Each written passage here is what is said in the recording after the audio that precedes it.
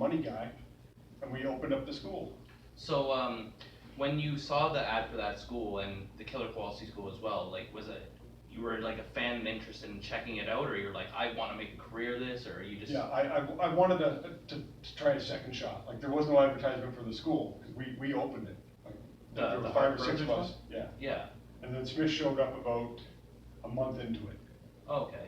So like, I did, like I said, I read a couple things that you posted, how Mark got it, and then he basically put all the money for the apartment and all the beds, and where did like the ring come from? Cause wasn't there one, actually, I interviewed Lance Malibu a couple days ago, and he said that the ring was Tiger Ali Singh, is that true? Yeah. It was, so you just bought it for him? Yeah, Like- yeah, they bought it from him, and it was a training ring. It was only, 3 feet off the ground. Yeah, that was the 2 same feet. one when I went there, it was, yeah, And it was a little apron. so stiff. I know, cause the show ring, they had that Stampede ring, and it was like such a sweet bump, and it was a really high apron, but, so when you do training and then you got to do a show, you're like, oh, Yeah. so it was like a trampoline Oh compared yeah, to that. the first time I took a bump outside of, that was at an RWA ring. I took a bump and I'm like, what? Go. Yes, you're like, no way, cause you're like bracing yourself, oh my god, this is gonna be horrible, and then you're like, wait a minute. 2x12s on a truck spring. It had no give. That's what that was the Yeah, the it was SCW brutal, ring. man. And it was, But it is good to learn, and cause it kinda gets rid of the people yeah, that it don't did. wanna It do got, it. it got rid of quite a few. We'd have people come in, yeah, I wanna try, okay, take a couple bumps, oh, and then roll out of the ring and you'd never see them again. Cause they like, people always say, oh, it's fake, it's predetermined, but like until you do it, then you're like, wow, I have a lot of respect for like, same with me, I'm like, I'm gonna go and do what they do on TV, and then and you're like, okay, well, no matter how hard you think it is, it's harder.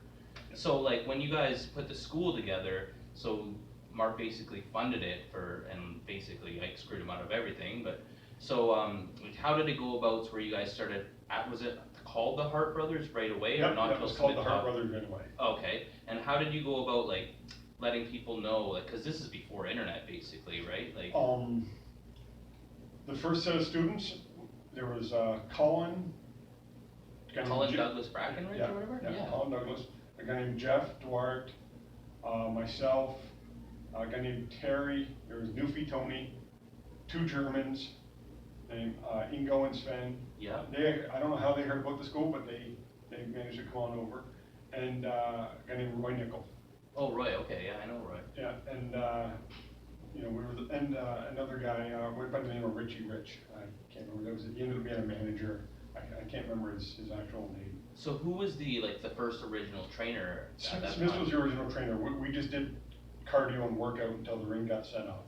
So, and also you mentioned how Ike had claimed he was Mantor and Bastion Booger. How long before, like, for me, it was easy for me because there was guys that had been there before me, and pretty soon they filled me in, but how long until you guys started realizing this guy isn't what he says he is, kind of? I talked to Geza. I'm like, Okay. hey, yeah, you should meet Joe. And he was Bastion Booger. And Geza's like, what? No, he's not. Yes. He's like, I know Bastion. Yeah, Mike Shaw, right? He's like, I'm calling him up. Yes. And that was the end of it. Oh, nice. Cause like when I was around, I was like 2000, so I was like 3-4 years after you, right? Yeah. And he would claim to be Haystacks Calhoun. He claimed to be Bastion Booger one time. A couple other people I can't remember, but he's all these different people, and he never was any of them. No. So for the first month you were just doing drills, and then Smith came along, and then you guys started like doing actual training, right? Yeah. And I believe, I could be wrong, obviously correct me if I'm wrong, but he was the one that gave you the name Hitman for Hire, because didn't you stretch Ike Shaw? Well, it started out, Smith started doing what he did, he's a heart, so I remember he grabbed the Richie Rich guy, got him in the ring, and just literally stretched him out and made him tap out. Nice. And then he did it, I think both the Germans, just grabbed him and twisted him, made him tap out, and then he's like, okay, big man, and he calls me in the ring. And I was 25 years old, I'm 6'5", I'm 230 pounds. With amateur wrestling background. And, I broke into my head, I did it, I wrestled nationally, I ended up wrestling nationally for Team Canada for a tournament, I got to do that. Oh, wow. So I was good, and I just cleaned the floor with Smith, just Yeah. destroyed him. And Smith stayed up, he goes, okay, from now on, he goes, you're the hitman. Yes. He goes, anybody comes in, he goes, that we get, want to teach something, he goes, it's your job. Oh, so they go through you kind of before they're, Yeah. and we're cool with them and stuff like that. So, because Smith said, he goes, I'm getting too old for this shit.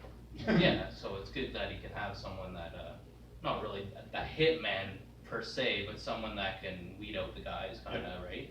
So, what year was this around? Like, where am I at here around here? This When would've did the been- school actually start? Like, what year was that? 95.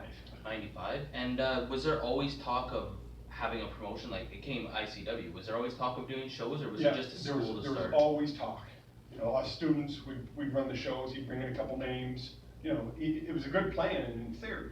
Yeah, and then he never, like, Steffler never got any of the money that he was promised and had to put up his mortgage, like, we heard all these stories, Yeah. like, not from you, I met you years later, but like, we had, cause it's a trickle-down effect, this guy tells this guy, but then this guy leaves the school, but then this guy, it's like the old natives, how they pass down their traditions, right? So we heard a lot of stories, but some of them you don't believe are true, well, with Ike, you can believe anything's true, but then when you have someone confirm it, it's always nice, right? Yeah.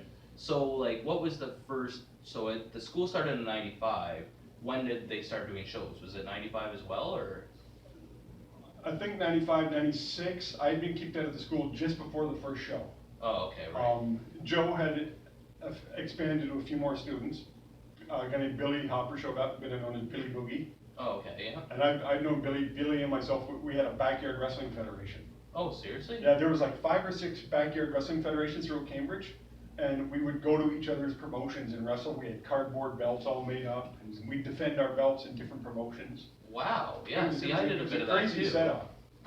And Billy was the only guy to ever, like I used a full Nelson. I was a big fan of Billy Jack Haynes, and I'd see him slap on the full Nelson. So easy, so I became enamored with submission wrestling.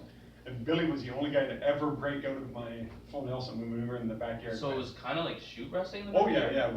yeah, We tried to beat, or, sorry, Yeah. you guys tried to yeah, actually beat each it was other? actually, you hold the guy down for the 3 count or you make him submit. We didn't Oh, wow. toy around, it was pull out chops and It stiff wasn't shots. predetermined or nothing? No. So you'd like go into the other guy's neighborhood and try and beat him up in front of Yeah. all his boys kinda thing? Yeah. Wow, that's We amazing. did it hardcore. So when they started running shows, you had gotten kicked out of the school, like you said, is that cause of conflicts with Ike, or didn't you beat him up or something? Yeah, one time too? I kinda got, you know, big of himself and, he kind of bullied the students. Oh, yeah. And I was just teasing him all the time. You know, yeah, let's see what you got, let's see what you got. And finally, he get in the ring, he goes, okay, I'm gonna stretch you out. He goes, we're gonna go. He goes, lie on your stomach. So, you know, okay, let's see Oh, what this referee's goes. I position. lie on my stomach, and he climbs on top of me, he goes, this is gonna be an ass whooping on your part. And somebody yells, go, and Joe tries to, you know, put one on, you know, on my, you know, hit me. Oh, And I just squeeze out, and I'm up in probably 20 seconds or so, and I gave him a couple, I didn't punch him, just inside of the forearm. Oh, wow. Couple shots in the side of the head, and he's like, whoa, we're done. And he stopped and rolled out of the ring and left, and Smith was killing himself, and as soon as Joe left, everybody just started laughing. Oh, my. And that was pretty much the downhill for me. So then he had it out for you, basically. He Yeah. just didn't want you around. He was embarrassed because he always talks a big game and he has so much pride. Now, you made a comment one time about how like we used to like prank Joe or Ike or whatever you want to call him, and he was quite a character and he would do all these disgusting things. And you said when you were there, he wasn't quite as bad as that too. And like when we were there, he like had everything bugged and cameras everywhere. Was he at that point yet, or? No, we used to have the intercom system. Yeah. He used to walk in, hey guys, how's it going? And he'd hit the button on his way past. And so when he'd leave, we'd hit the button back and make him walk back and forth. Yeah. To see how many times he could do it. That's awesome. So he kicked you out of the school, and then they started running shows. So did you continue pursuing wrestling at this point, or? I wanted to, but Colin and myself were looking for a place other than ICW, you know, and there weren't too many promotions back then. No, there was like now there's like 30 promotions in Ontario. And then we found this place called the RWA, Renegade Wrestling Alliance. Was that with Chuck Butcher? No. No, he was. This is Steve Buckley ran it. Oh, okay. 'Cause And I I know- showed up, and Custom Made Man was there, like the Hollywood Hunks. Oh, right. Yeah. One Man Wrecker, Lartiste, GQ Styles, a bunch of guys, and we went to the show. We watched the show, talked to them afterwards. and they Yeah, said- because they did training too. Reggie got trained by them. He told me. Yeah, I was Reggie's first trainer. Oh, okay. All right. Because what happened was we had been there about a year, and Steve's like, yeah, let's expand. Makes And sense. so we got a bunch more students, and every student was paired up with somebody. And I was paired up with Reggie for a little while. Oh, okay. And then a new student came along. He was like 6'9", 330 pounds. He was 17, so he couldn't wrestle till you were 18, because back then you had to be licensed. Yeah, no, I paid $75 Yeah. for wrestling from Ken Hayashi. Yeah, so you had to be licensed and everything, you had to be 18. So this kid could train, but he couldn't wrestle on a show. Do you remember this kid's name? 6'9". Yeah, I remember him, there's some bad stuff about him, so I'm not gonna, Oh, I don't wanna badmouth the kid. Yeah, I like to keep it positive on, Yeah. on the show, right? So they did shows too. I know they bring in Superfly Snuka and a bunch of guys. Were you around for any of that? Or? Yep, I was around for all those. Bundamania was great. That's when I met King Kong Bundy, who turned out to be a fabulous guy. He's so funny too. Like Oh. he's one of the funniest people. And that's when if you ever open up a PWI wrestling magazine, there's a wrestling card game in there called Champions of the Galaxy. You might have seen it. In the PWI magazines? Oh, I might I haven't read them in like 20 years, but I did when I was a teenager. And so Colin Douglas and myself, we were in a baseball league, and so we're talking. And Bundy goes, "Hey," he goes, "Come here." And we're like, we come over. He goes, "You guys talking about Stratomatic baseball?" And we're like, "No, we're talking about Pursue the Pennant baseball." And he goes, "Is it close to the same?" We're like, "Yeah, kinda." He goes, "Cause after shows, he goes, I don't go drinking with the boys. I just stay in the hotel room. Because I'm always looking for something different to do." Oh, nice. And he goes, "You play any other games?" I'm like, "Well, there's a wrestling game that, I play every so often." And he goes, "Do you know?" I said, "Yeah, I know the owners." And he goes, "If I give you my address," he goes, "do you think I can trade a signed autograph for a game just to test it out?" Like it was a board game kinda, or It's cards? It's cards. Oh, okay. And But you needed the set, like you would have to Yeah. buy it from the mail or whatever. and Bundy got the set, and then Tom came up and he met Greg Valentine at one of the shows. Greg Valentine was one of his favorite wrestlers. And so Tom put 3 wrestlers into the game. He put King Kong Bundy, Greg Valentine, and myself. Oh, wow. I was the first indie guy to be put into the game. Now, Like this Tom guy is the one that created it? Yeah. Oh, wow. and so now if you look at it, there's a Legends of Wrestling offshoot, and you name it, they're on there. Like every Ring of Honor guy, every Chikara guy, Jushin Liger, they got, Tracy Smothers is on there, all these. Wow. There's I'm probably about, sorry, it doesn't ring a bell, there's but probably about 500 or 600 legends. in the Steve cards, and Williams, what do you do? Like Steve- try and Yeah, beat them? Like you roll the dice and you hit a move or something Yeah. like that, and then you get more points or something like that? you keep track of pinfalls and. Wow, so you got Bundy in the game, and then obviously you wanted to put Hammer in because he loved him. Yeah. Now, back in the day, did they have to pay for their likeness to be in the game? Like, I know No. nowadays they would have to. No, actually they still don't. Oh, really? Yeah. Really? They can just put a card in? They have to get your authorization. Oh, okay, alright, so you have to sign off on it. Wow. But everybody who signs off on it, it basically introduces people, a lot of these guys are, guys who are well past retirement, some of them, so nobody knows who they are.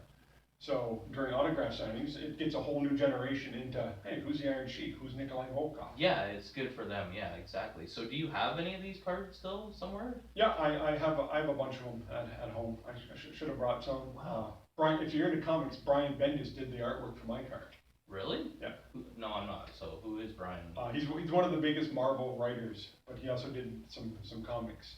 Oh, like, is he Canadian or something? No, he's or- American. Oh, but the guy just went to him and got him to do the drawings for him, or they were. Yeah, Brian was just breaking in himself. He was just a new artist, and he ended up. So the pictures are not like photographs of the wrestlers; they're actually drawings of Yeah. them. Oh wow, that's amazing then. And he actually was able to do it similar to how they actually look. Yep. So in the first game, I know you said there was another set after put out with the Legends. In the first game, there was just the 3 wrestlers, and there were a bunch of made up guys too. Or Yeah, all the something? rest are made up. It's set in the future. Oh, so, okay. so he could literally do whatever he wanted. That's awesome. I bet those things would go for a lot of money because there's a lot of It's collectors out there. still going on. Yeah, but I mean the old vintage one. There's Oh, probably yeah. not that many sets available. No, they only made like 500 original sets. Really? But now there's so many